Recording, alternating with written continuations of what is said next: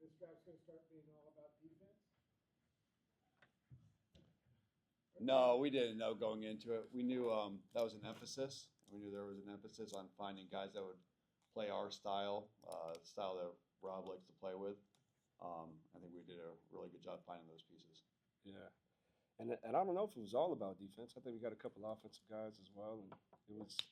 I think we did a pretty good job of just addressing need while also identifying the best player available.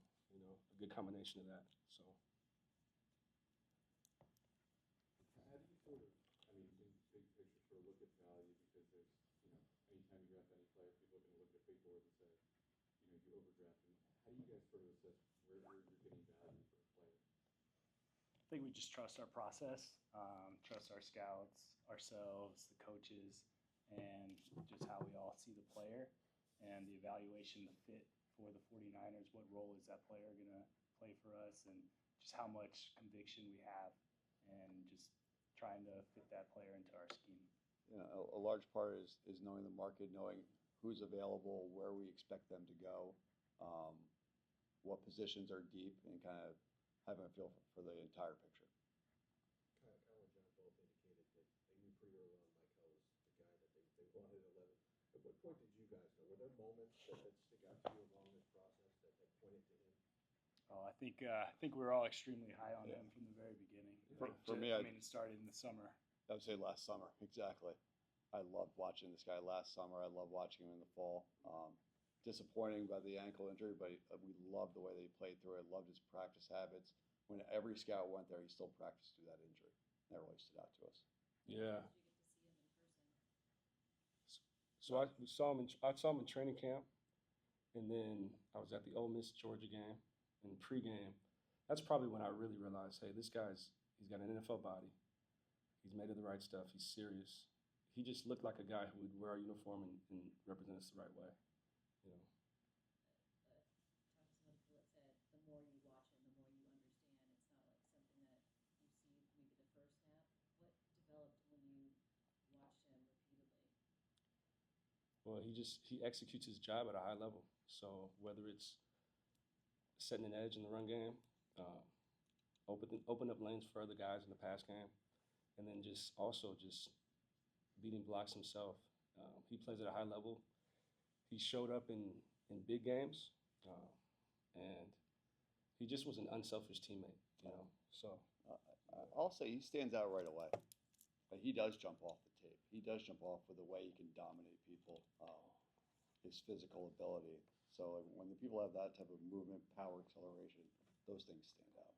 He's also a young player. He hasn't even turned 20 years old yet, and he was productive as a true freshman on a extremely talented Georgia team. So that went a long way for me just before this season, watching his freshman and sophomore year, and a young freshman standing out on an extremely talented Georgia team. they won the national championship that year. Yeah. You guys lost some defensive linemen, and you had 3 there within the first 4 rounds, first, second, fourth round that you guys had. Obviously, with Williams, you expect big things from him from the get-go. But what about the other 2 guys? Can they, as defensive tackles, step in and make an immediate contribution? I believe so, yeah. Feel really good about both players. I think Alfred brings a unique combination of size and length to our front, something that we haven't had in a while. And then CJ West he just fits our scheme perfectly. Just the ability to penetrate and disrupt, live in the backfield, and then the combination of that with Maiocco and Alfred's length and playmaking ability, I think it'll be a great fit. Yeah. It'll be fun to have Kaser get his hands on them, get them both attacking, getting out of their stance, which will be a little different than what they did. So that'll take a little time, but they're both really gifted guys that are very good scheme fits. Yeah. Did you guys see Nick Martin play in person, or how did he jump onto your guys' radar? Didn't get to see him this year. He was injured the game that I went to. Jumps off the tape, though. Yeah, I remember I evaluated him last year as a redshirt sophomore, and I think at the time he was leading the nation in tackles for loss. I think he finished the year in the top 3. And you just knew, hey, if this guy comes out this year or next year, he just loves football. You see it on the tape. He makes a ton of plays. He's fast. He's physical. He fits our style of defense. He's going to be a good player. Just a matter of when he decides to come out and if we could draft him. How conscious were you tackle group last year did a pretty poor job in protecting your linebackers. How conscious were you of trying to add some size, some run, gap fitting ability, and then adding speed behind that as a sort of big picture defensive strategy? If you looked at our depth at defensive tackle going into the draft, it was definitely something we had to target and have a plan for. It was a pretty deep class, so we had a good feel of who we could get and where we could get them. So we did have a plan. The system hasn't changed at all, but just having Robert Saleh back, do you guys have to kind of maybe not refamiliarize yourself, but is there a conversation once he came back as far as the exact kind of players, the exact fits you guys needed to get for the defense? Yeah, there was a right when we hired him, when he came in, very first day, he sat down with us and he kind of talked about how he's evolved in his time away here, and he also heard from us how we've evolved and how we see players, how he sees players, and then kind of came together and to a consensus in terms of the plan and type of players and skill sets and fits we want moving forward. Yeah, that's just a big part of our process. Like for every player we draft, we have a vision for them, and we're constantly talking to our coaches, talking to each other. We work collectively to kind of make sure we have a vision for how they're going to make this team, how they're going to make us better. So it was a big part of the conversation for sure with Robert Saleh when he got back here.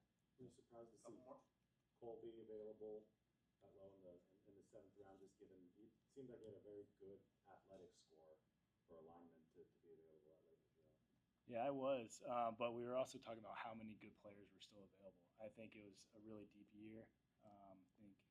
I don't remember the exact numbers, but last year we were a little bummed with how many players returned to school.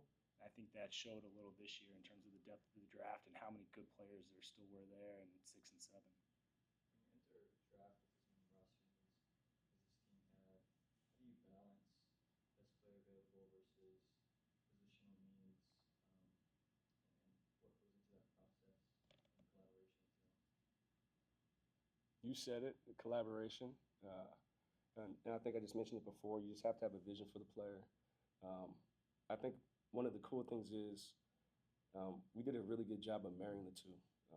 At every time that we were able to select the player, we knew that he would fill a need, and he had an opportunity to play, but also that he was one of the best players on our board at the time that we were going to select him. So It's also easier going for the best player available because there are more options available for you that you can scan the entire board and really find the best fit and the best player at that with confidence that other players are going to be there. How long has Curtis Rourke been on your radar? What do you like about him?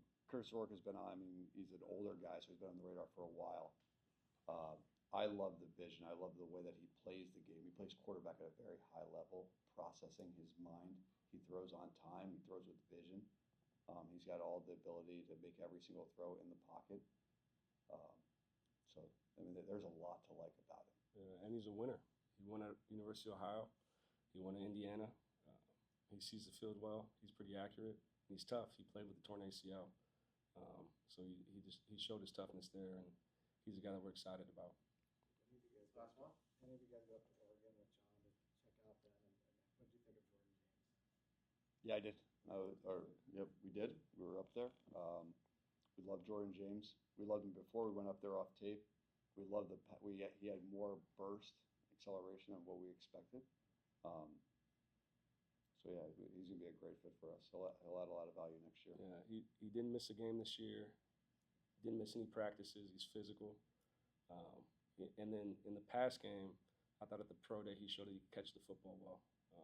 And he's good in pass protection as well. Just a guy that made a lot of sense for what we wanted. I think it was a guy that we all really liked, and then going up there, just coming back with more conviction on the player and the fit for us, and also the upside. He's a young player, and kind of like Josh said, just him showing some abilities that, not to his own fault, but that we weren't able to quite see as much on film, but we were able to see in that pro day setting. Somebody like Upton Stout, how impressive are 21 bench press reps for somebody of that size? Yeah, Extremely. yeah, he's strong for his size, and he works at it. He's physical, so yeah, it shows up. It matters.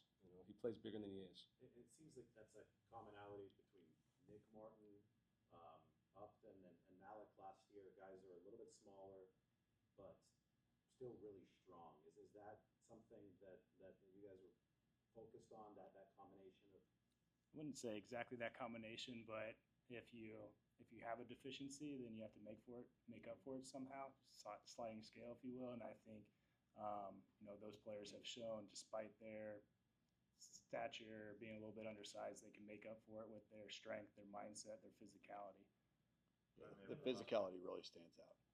On the Zoom calls we got, it seemed like all these guys, or most of them anyway, have pretty good personality. How much does that play into the process of just getting to know a guy and seeing what makes him tick and just feeling good about the guy you're getting? It's obviously a large part of it. You know how much time we spend on the character, the background, the person. The more information we know, the more confidence we have in the decision we're making, and the better we feel about their fit with us. Does Bobby Turner hand you guys reports, or does he just chat with you about who he likes? Both. Yes, all the above, for sure. Yeah. How many people did he have on his list? The first list, the second list, or the secret list? Which one? Appreciate All right, it, guys. thanks. Thank you. Yep.